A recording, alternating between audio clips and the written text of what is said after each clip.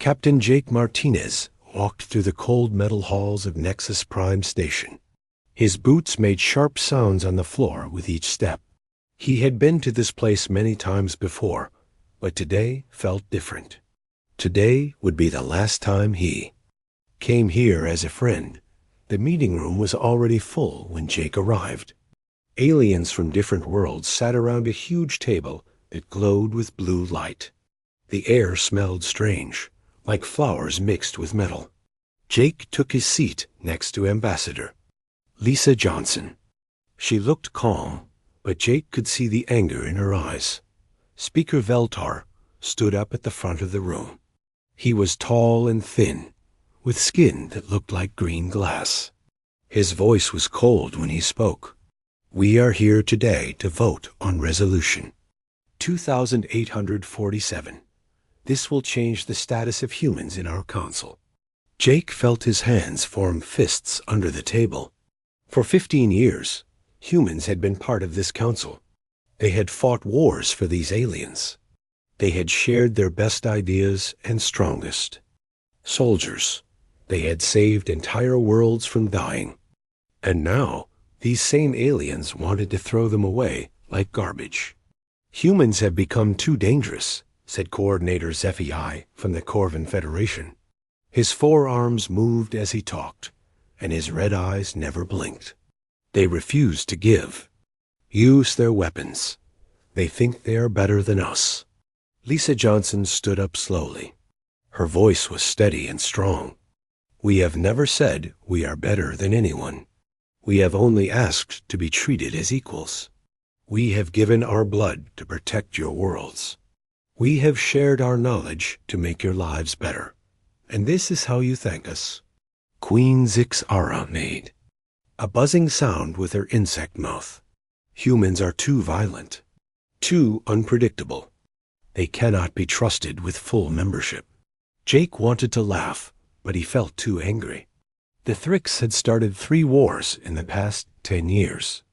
The Corvin had enslaved entire planets before humans stopped them. The Zelenthi thought all other. Races were beneath them, but humans were the violent ones. The vote came quickly. One by one, each alien race raised their hands. Yes to Resolution 2847. Yes to making humans second-class members. Yes to taking away their voice in the council. Only the humans voted no, but their votes did not matter anymore. Speaker Veltar smiled, showing teeth like broken glass. The resolution passes. Humans will now have observer status only. You may watch our meetings, but you cannot vote. You cannot speak unless we ask you to. Your military will follow our orders. The room went quiet. Jake could hear his own heart beating. Lisa Johnson picked up her papers and put them in her bag. She stood up and looked around the room at all the alien faces. Very well, she said. Her voice was calm, but Jake heard the steel in it. You have made your choice. Now we will make ours. She walked to the center of the room where everyone could see her. I speak for all of humanity today. We reject Resolution 2847. We reject your council. We reject your authority over us. Veltar laughed. You cannot survive without us, human. Your people need our trade. Your ships need our fuel. Your colonies need our protection. Lisa smiled, and Jake thought it was the scariest smile he had ever seen. We survived for thousands of years before we met you. We will survive long after you are gone. She pressed a button on her wrist device. Her voice was broadcast to every human ship and station in the galaxy. This is Ambassador Lisa Johnson speaking to all human forces. Operation Exodus begins now. All humans are to leave Council space immediately. Cut all ties with Council governments. We are going home. Jake felt proud as he watched the alien faces change. Confusion first, then worry, then fear. They had not expected this. They thought humans would beg and cry and accept their new place. As servants, Dr. Alex Carter was already working at his computer station in the corner of the room. Jake watched him delete file after file. Medical research that had saved billions of alien lives. Scientific discoveries that had advanced their technology by centuries. Agricultural techniques that had ended famine on dozens of worlds. All of it disappeared with a few button presses. What are you doing? Queen Zixara buzzed angrily. Alex looked up from his computer. Taking back what belongs to us. This research was done by human scientists. It belongs to humanity, not to you. Coordinator. SciFi slammed one of his 4 fists on the table. You cannot do this. That information could save lives. Then you should have thought of that before you kicked us out, Alex said. He finished deleting the last files and closed his computer. Good luck figuring it out on your own. The aliens began arguing among themselves in their strange languages. Jake heard fear in their voices now. They were starting to understand what they had done. Lisa Johnson walked toward the door. Jake and the other humans followed her. As they left, she turned back one last time. You wanted to see how dangerous humans could be, she said. Now you will learn the difference between having us as friends and having us as nothing at all. The door closed behind them with a soft hiss. As they walked to their ships, Jake could hear the aliens still arguing through the walls. Let them argue, he thought. They would have plenty of time to regret their mistake. Within hours, human ships were leaving every council station and planet. 15 years of friendship and cooperation ended in a single day. The galaxy was about to learn what it meant to lose humanity's help, and Jake Martinez had a feeling they would not like the lesson. 3 months had passed since the humans left. Commander Ben Hayes stood on the bridge of his ship, the UES Liberty, looking out at the stars. Around him, dozens of human vessels moved through space like a great metal river. They were heading to the outer rim. Far from Council Space, Ben received a message on his communication screen. It was from his old friend Captain Ryan Cooper, who was flying patrol near the former Council borders. The message was short but important. The Corvin trade routes are burning. Ravager attacks everywhere. Their merchant ships are sitting ducks. Without our protection. Ben shook his head. The Corvin had been so proud of their trading empire. They had ships that could carry huge amounts of goods across the galaxy. But those ships were slow and weak.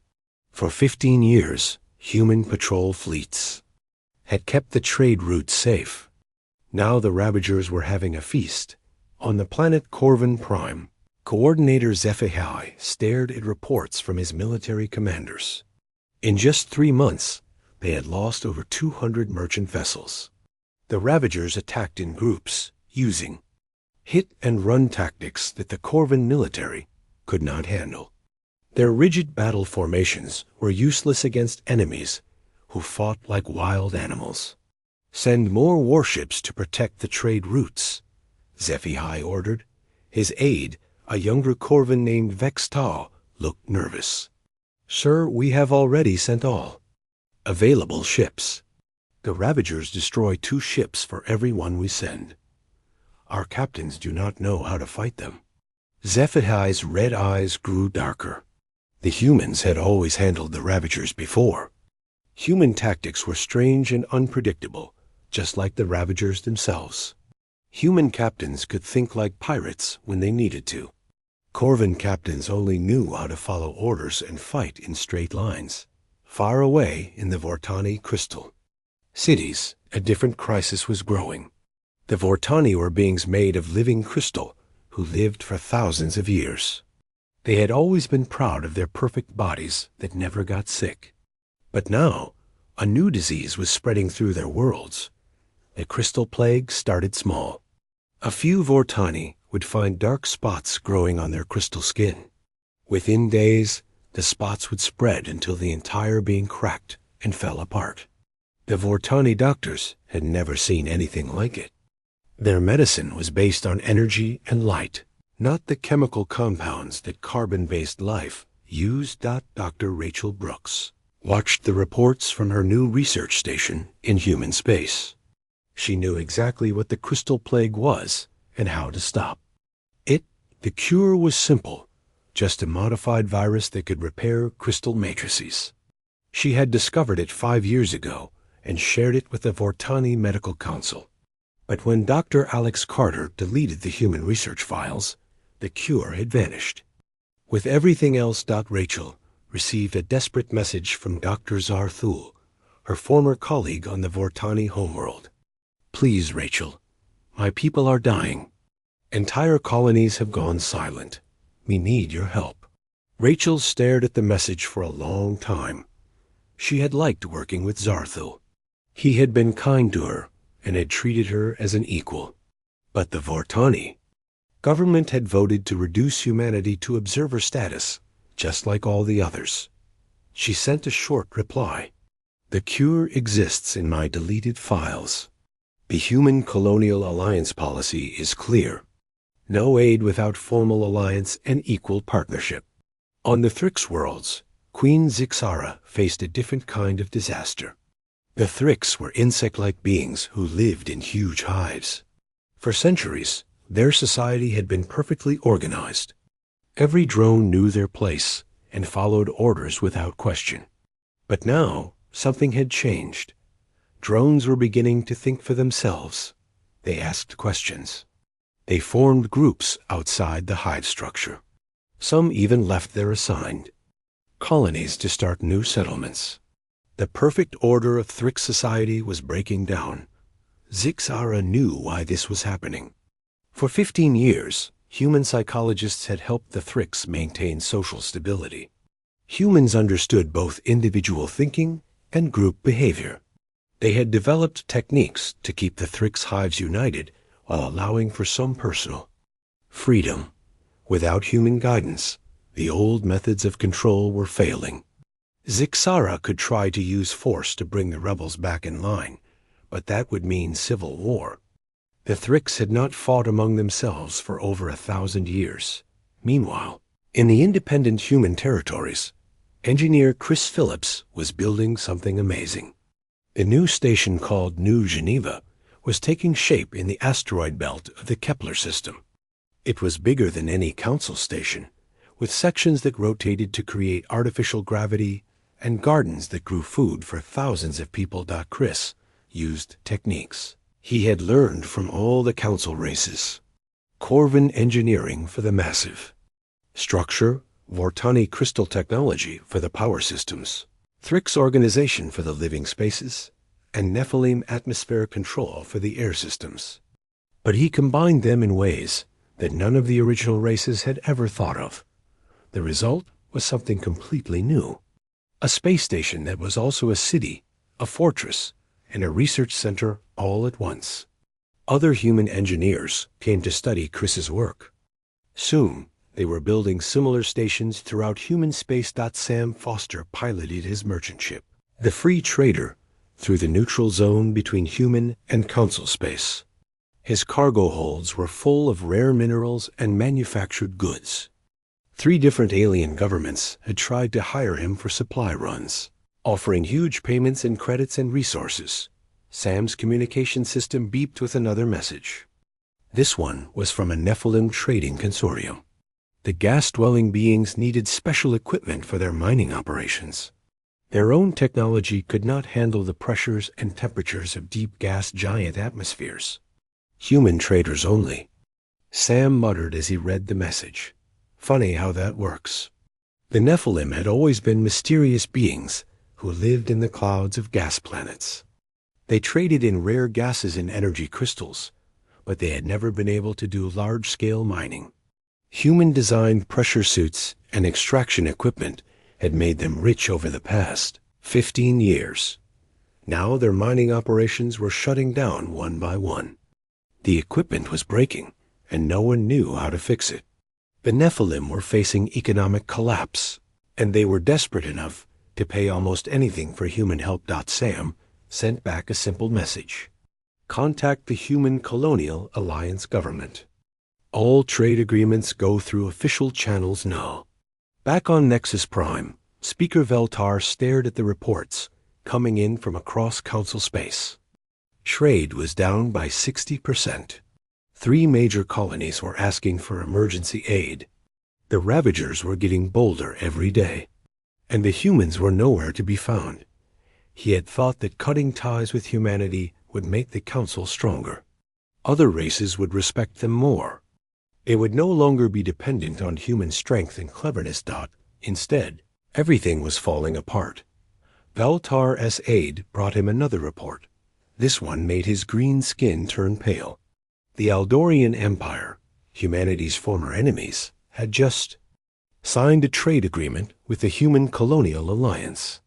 The Aldorians were offering their advanced hyperdrive technology in exchange for human medical research. Impossible, Veltar whispered. The Aldorians hate everyone. They have never allied with anyone. But the report was real.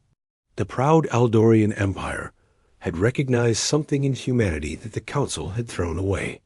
They saw humans as equals, worth dealing with, not as servants to be commanded. For the first time since the vote 3 months ago, Speaker Veltar began to wonder if the Council had made a terrible mistake.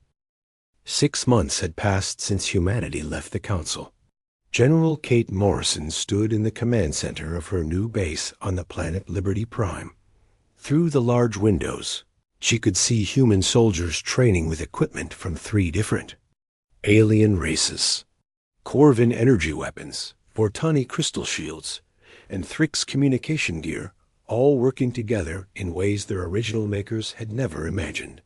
A message came through on her personal communicator. It was from Zelanthi High Command, the 3rd one this week. Kate deleted it without reading it. She knew what it said. A same thing as all the others.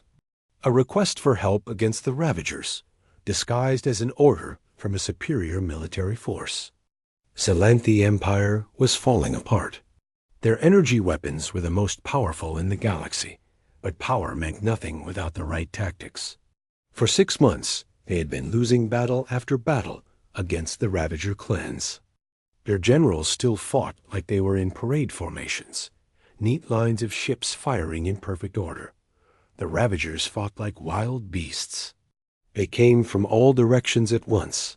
They used broken ships as bombs. They pretended to retreat, and then attacked from behind. Zelanthi commanders had no idea how to handle such chaos. General Morrison remembered fighting alongside Zelanthi forces during the Frontier Wars. The aliens had been brave but stupid. They would charge straight into enemy fire without thinking. Only human tactical advice had kept them from being wiped out completely. Now they were on their own, and they were losing badly. On the gas planet Nephilim Prime, Trade Minister Velmoth floated through the cloudy atmosphere in his environmental suit. The suit was old and starting to leak. Soon it would fail completely, and he would die in the poisonous gases of the deep atmosphere. The Nephilim had always lived in the upper clouds of gas planets, where the pressure was light and the temperature was cool. But all the valuable gases they traded were found deep in the planet's core, where the pressure could crush a normal being in seconds. Human engineers had designed special suits that could handle the extreme conditions. They had built machines that could extract gases from the deepest parts of the atmosphere. For 15 years, the Nephilim had grown rich selling these rare materials to the rest of the galaxy. Now, the machines were breaking down. The suits were wearing out, and no one knew how to fix them. The Nephilim tried to copy the human designs, but they did not understand how the technology worked. Their attempts to build new equipment all failed. Velmoth received a report from his mining operations. Another extraction platform had been shut down due to equipment failure. That made 37 platforms offline in the past month. Soon they would have no way to reach the valuable gases at all.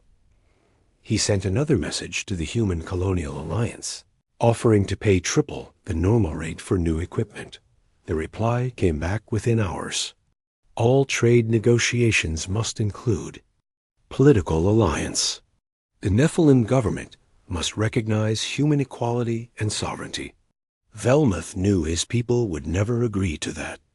The Nephilim thought of themselves as beings of pure energy, far above the crude matter-based races.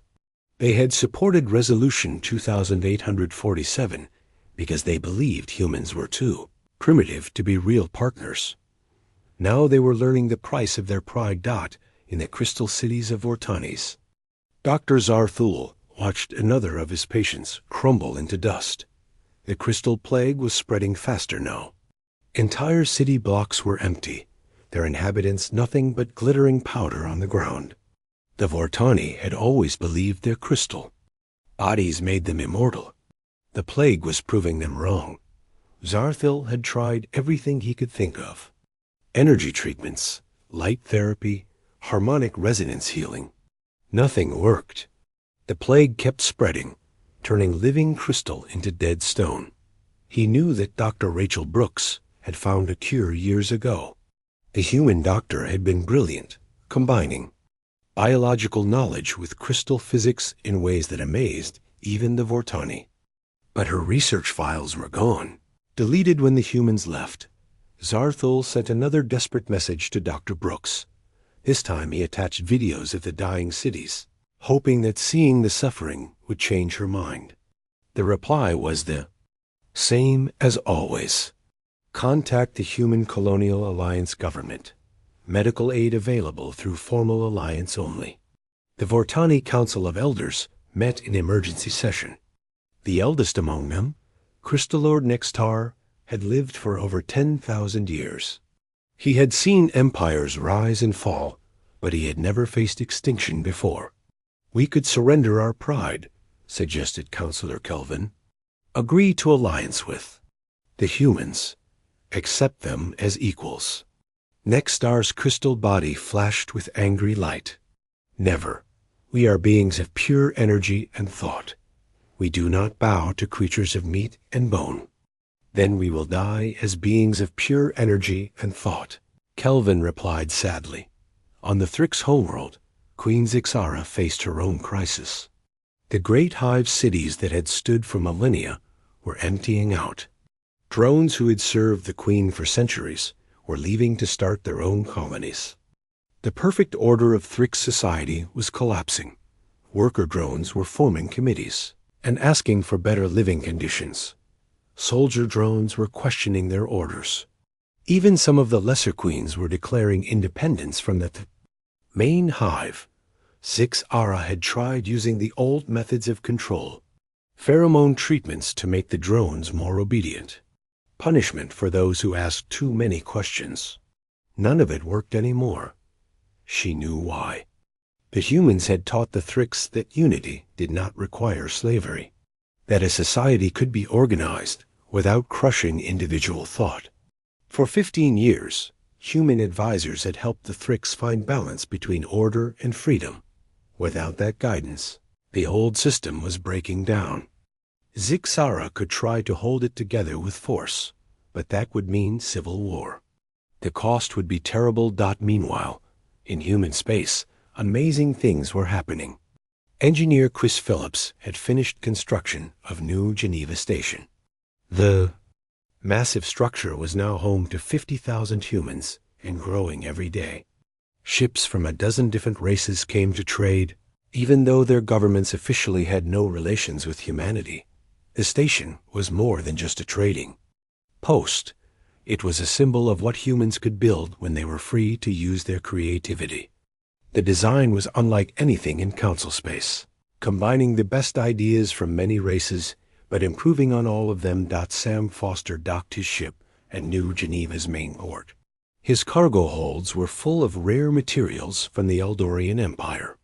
The proud Eldorians had not only signed a trade agreement with humanity, they had opened their borders to human exploration ships. Amazing what happens when you treat people with respect, Sam muttered as he watched Eldorian and human crews working together to unload his ship. The Eldorians had always been isolationists who trusted no one, but they respected strength and honor. When humanity had walked away from the council rather than accept second-class status, The Eldorians had seen something they admired. Now, Eldorian scientists were working with human researchers to develop new technologies. Their hyperdrive systems combined with human engineering skills were producing ships faster than anything the galaxy had ever seen. Back on Nexus Prime, Speaker Veltar read the latest reports with growing alarm.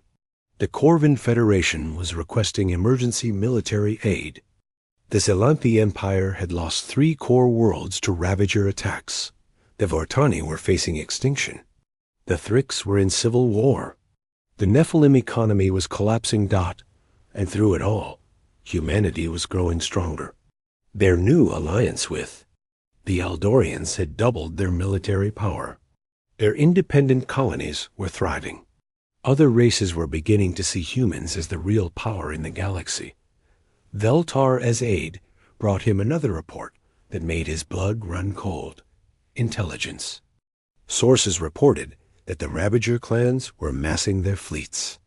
Over 10,000 ships were gathering at the edge of council space. They were planning something big.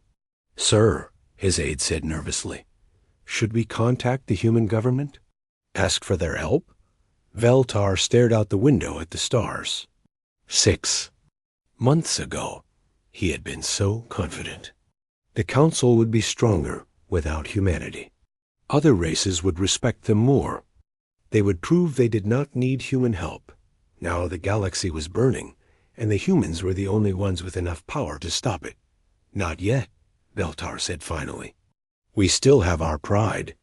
But deep inside, he knew that pride might be all they had left. 1 year after the split, the galaxy was on fire. Intelligence officer Maya Rodriguez sat in her command room on Liberty Prime, staring at screens full of data. What she saw made her blood run cold. The Ravagers had been busy. Their scout ships were everywhere, mapping council defenses and finding weak points. Maya had spent weeks tracking their movements, and the pattern was clear. The savage clans were preparing for the biggest attack in galactic history. Over 10,000 ships, she reported to President Sarah Adams during their secure video call. Maybe more. They are gathering at rally points all along the council borders. This is not random raiding anymore. This is invasion. President Adams leaned back in her chair. She was a small woman with gray hair, but her eyes were sharp as steel. "How long do we have?" 2 weeks, maybe 3. When they move, it will be fast. The council forces cannot stop them. Adams nodded slowly. "What? About our own defenses? We are safe. The Ravagers know better than to attack human space. They remember what happened at the Battle of Kepler when they tried to raid our colonies. That had been 5 years ago, when Maya was still serving on council ships. A Ravager fleet had attacked a human mining colony, thinking it would be an easy target. The human defense fleet had turned the attack into a massacre. Ravager survivors still told stories about the ghost ships that appeared from nowhere and struck like lightning. On Corvin Prime, Coordinator HFY received the worst news of his life. The trade world of Corvin Beta had fallen. 200 Ravager ships had overwhelmed the planetary defenses in less than 6 hours. Millions of Corvin civilians were dead or enslaved. The planetary shields had failed first. Those shields were human-designed, maintained by human engineers who had left a year ago. The Corvin military had tried to learn how to fix them, but they did not understand the technology well enough. When the shields fell, the orbital defense platforms were next. Again, human tactics and human maintenance had kept those weapons working. For 15 years, without proper care, they had broken down at the worst possible moment. "Send the Fifth Fleet to retake Corvin Beta," HFY ordered. His military advisor, General Vickler, looked uncomfortable. "Sir, the Fifth Fleet was destroyed 3 days ago, trying to protect the trade routes. We have lost over half our military ships in the past 6 months." HFY felt his 4 hearts skip a beat. The Corvin Federation had the second largest fleet in the galaxy. How could they lose so many ships so quickly? The answer was simple. Corvin ships were built for trading and showing force, not for real combat. Their crews were trained to fight other organized militaries, not savage raiders who used suicide attacks and dirty tricks. Every battle followed the same pattern. The Corvin ships would form neat battle lines and fire their weapons in coordinated volleys. The Ravagers would scatter, attack from unexpected angles, and use their own damaged ships as bombs. Chaos versus order, and chaos was winning that far away on the crystal world of Ortanis. The end was near. Entire cities stood empty now, their crystal inhabitants reduced to glittering dust. Dr. Zarthul walked through the silent streets of what had once been the greatest city in the galaxy. The plague had taken 90% of his people. The survivors, huddled in underground shelters, afraid to come out into the light that had once given them life. Without treatment, they would all be dead within weeks. Zarthul carried a small device in his crystal hands. It was a communicator set to emergency frequency, connected directly to Dr. Rachel Brooks on the Human Research Station. He had been carrying it for days, trying to find the courage to use it. Finally, he activated the device. Rachel's face appeared on the screen. She looked older than he remembered, with new lines around her eyes. "Hello, old friend," she said softly. "Rachel, please," Zarthul whispered. "My people are dying. I know you have the cure. I am begging you." Rachel was quiet for a long moment. When she spoke, her voice was full of sadness. "The cure is simple. Zarthul, a modified virus that repairs crystal matrices. It would take me 2 days to prepare enough medicine for your entire world. Then why do you not help us?" "Because it is not my decision anymore. The Human Colonial Alliance has laws now. We cannot give aid to governments that do not recognize our sovereignty. Your Council of Elders would have to formally apologize for Resolution 2847 and accept humanity as equals." Zarthul's crystal body dimmed with despair. "They will never do that. They would rather die than admit they were wrong." "Then they will die," Rachel said. "And I will have to watch my friends become dust because of their pride." The communication ended. Zarthul stood alone in the empty city, surrounded by the remains of his people. On the Thrix homeworld, civil war had finally begun. Queen Zixara watched from her tower as 2 armies of her own people fought in the streets below. On one side were the traditional drones who still served the old hive system. On the other were the rebels who wanted freedom and individual rights. Fighting was brutal. Thrix against Thrix, children of the same hive trying to kill each other. This had not happened in over 1,000 years. Zixara knew she could end the war quickly. She had weapons that could destroy the rebel colonies in minutes. But using them would make her a monster. The humans had taught her that there were some lines a leader should never cross. The irony was bitter. Human teachings about morality and leadership were the only things stopping her from committing genocide against her own people. In the depths of space, Tony Clark piloted his diplomatic ship toward the Aldorian home system. As humanity's chief, ambassador to the Aldorian Empire, he had seen things that amazed him. The proud Aldorians, who had never trusted anyone, were working with humans as true partners. Aldorian shipyards were building vessels using combined human and Aldorian technology. Their new ships were faster and more powerful than anything in Council space. The alliance between the 2 former enemies was growing stronger every day. Humans fight with honor, Emperor Zul'Kan had told Tony during their last meeting. They do not pretend to be superior while asking for our help. They offer fair trade and keep their promises. Tony smiled as he remembered those words. The Aldorians had spent centuries fighting the Council because the Council treated them like barbarians. But humans had approached them as equals from the first meeting. Now, The Eldorian fleet was patrolling the borders of human space, protecting their new allies from any threats. The empire that had once been humanity's greatest enemy was now there.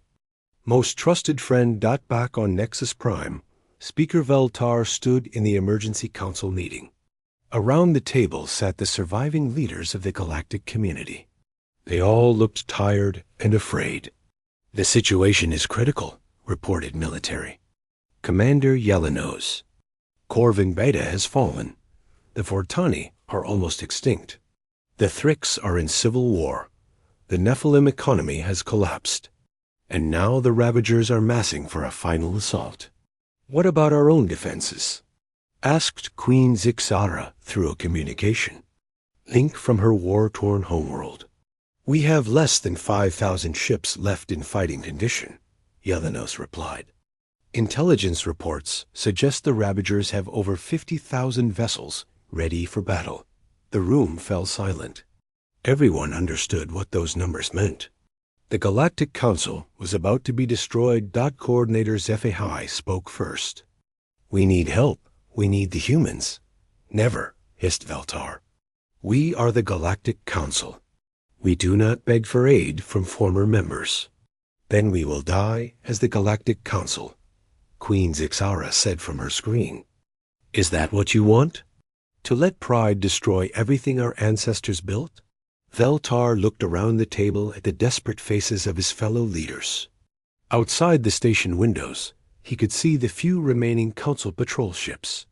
They looked small and fragile against the vastness of space. Finally, a communication officer ran into the room. "Sir, we are receiving a message from President Sarah Adams of the Human Colonial Alliance." Veltar felt his heart skip. "What does she say?" "She offers to meet with Council representatives to discuss the current crisis. She says humanity is willing to help, but only as equals in a new alliance." A room erupted in arguments. Some leaders demanded they accept immediately. Others insisted would be shameful surrender. As they argued, the clock kept ticking toward the Ravager invasion. President Adams watched the Council debate from her office on Liberty Prime. Admiral Ryan Cooper stood beside her, along with other members of the Human High Command. "They are running out of time," Cooper said. "The Ravagers will attack within days." Adams nodded. "And we are running out of patience. If they want our help, they need to decide quickly." "What if they refuse?" asked General Morrison.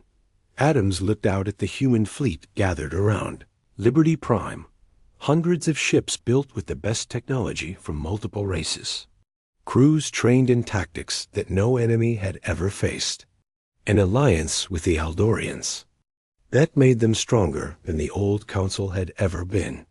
Then the galaxy will learn what happens when you throw away the future for the sake of the past, she said. The choice was made. Now they would all live with the consequences. The Ravager fleet came like a dark storm across the galaxy. 50,000 ships moved in a massive wave toward the heart of Council space. Their hulls were black and scarred from countless battles. Their crews were killers who took pleasure in destruction and chaos. Admiral Jake Martinez stood on the bridge of his flagship, the U.S. Defiant, watching the enemy approach. Around him, the combined fleet of the new Galactic Alliance waited in perfect formation. Human ships flew alongside. Eldorian vessels. Even a few Thrix rebels, and surviving. Fortani had joined the defense. The Council had finally swallowed their pride 3 days ago. Speaker Veltar himself had traveled to Liberty Prime to sign the new alliance treaty. The Galactic Council was dead. In its place stood the Galactic Alliance, with humanity as an equal partner. "Enemy fleet approaching Nexus Prime," reported Communications Officer Lisa Chun. "They will be in weapons range in 30 minutes. Jake nodded. The Ravagers were making their biggest mistake. They thought they were facing the same weak Council forces that had been losing battles for months. Instead, they were about to meet something completely new. On Nexus Prime, The few remaining council leaders watched from the command center. Speaker Veltar stood next to President Sarah Adams, feeling strange about having humans as allies again. 3 days ago, he had been too proud to ask for their help. Now he was grateful they had agreed to come. "Your fleet looks small compared to theirs," Veltar said nervously. Adams smiled. "Numbers are not everything. Jake Martinez has forgotten more about space combat than most admirals ever learn." The human fleet was indeed smaller. Only 8,000 ships against 50,000 Ravagers. But these were not ordinary ships. Human engineering had combined technologies from multiple races to create vessels unlike anything the galaxy had ever seen. The battle began when the Ravager Vanguard entered the outer defense zone. Jake gave his first order, and the Alliance fleet moved like a living thing. Human ships provided coordination and tactics. Eldorian vessels contributed speed and firepower. Thrix fighters used swarm tactics. The few Vortani ships created energy barriers that deflected enemy weapons. Ravagers had expected to face ships that fought in neat lines, following predictable patterns. Instead, they found themselves fighting an enemy that changed tactics every few minutes. Jake's fleet moved like water, flowing around strong points and striking at weak spots. "Ravager left flank is breaking," reported Captain Ben Hayes from his cruiser. "They cannot handle our coordination." Jake watched the battle display with satisfaction. The Ravagers were brave fighters, but they had never faced an enemy that could think faster than they could adapt. Human tactical flexibility was turning their own chaos against them. The first phase of the battle lasted 6 hours. When it ended, 20,000 Ravager ships were destroyed or disabled. The Alliance fleet had lost only 800 vessels. The surviving Ravagers pulled back to regroup, confusion clear in their retreat. Ravager War Chief Grektar stared at his tactical screens in disbelief. His fleet had just suffered the worst defeat in Ravager history. The enemy had fought like nothing he had ever seen before. "How did they do that?" demanded his lieutenant, Veximer. Grektar had no answer. The Ravagers were used to fighting enemies who panicked under pressure. Council fleets would break formation and run when things got bad. But this new Alliance fleet had stayed calm and coordinated through the entire battle. "Send word to all clan chiefs," Grektar ordered. "We attack together, or we die separately." The second wave came 12 hours later. This time, all 50,000 remaining Ravager ships attacked at once. They came from every direction, trying to overwhelm the Alliance fleet through pure numbers. Jake had expected this. "Execute Protocol 7, he ordered. The Alliance fleet suddenly scattered. Instead of fighting as one large force, they broke into hundreds of small groups. Each group had ships from different races, creating tiny combined arms units that could handle any threat. The Ravagers found themselves chasing ghosts. Every time they concentrated their forces to crush one Alliance group, 2 more would appear. Behind them, the humans had turned the entire battle zone into a maze where the Ravagers' numbers worked against them. Dr. Rachel Brooks watched the battle from her medical ship, ready to treat the wounded. But as the hours passed, she realized something amazing was happening. The Alliance casualties were incredibly low. Jake's tactics were not just winning the battle, they were saving lives on both sides. When Ravager ships were disabled instead of destroyed, their crews often surrendered rather than fight to the death. Some even asked to join the Alliance fleet. The Ravagers were discovering that these new humans fought with honor, not hatred. The tide turned completely when Admiral Ryan Cooper led a strike force directly at the Ravager command ship.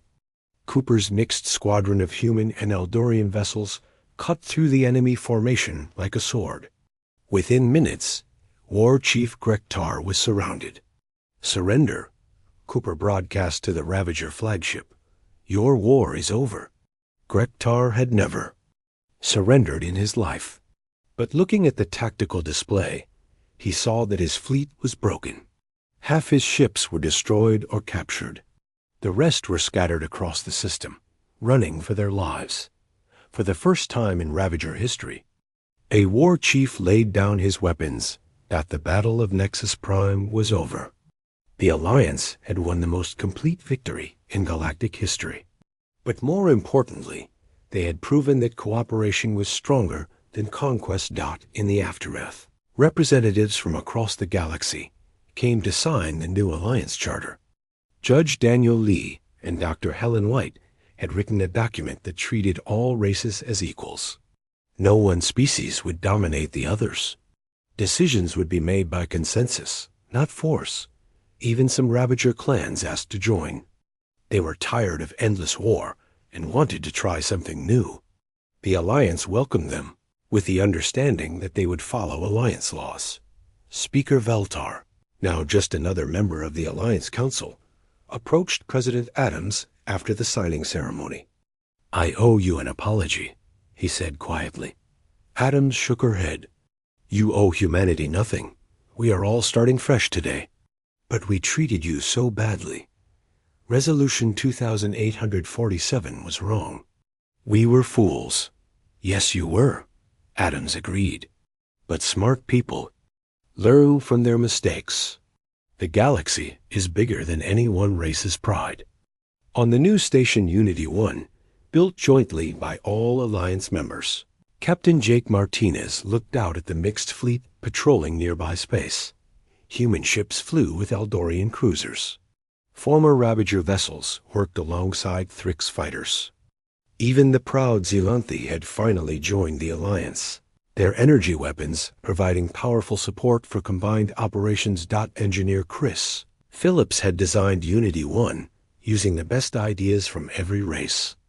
It was beautiful and functional, a symbol of what could be achieved when different peoples worked together instead of fighting each other. Dr. Rachel Brooks had reopened her medical research, this time sharing her discoveries freely with all Alliance members. The Vortani crystal plague was cured within weeks. Other diseases that had plagued various races for centuries were being eliminated one by one. The Thrix civil war ended when Queen Zixara agreed to transform her empire into a democratic federation.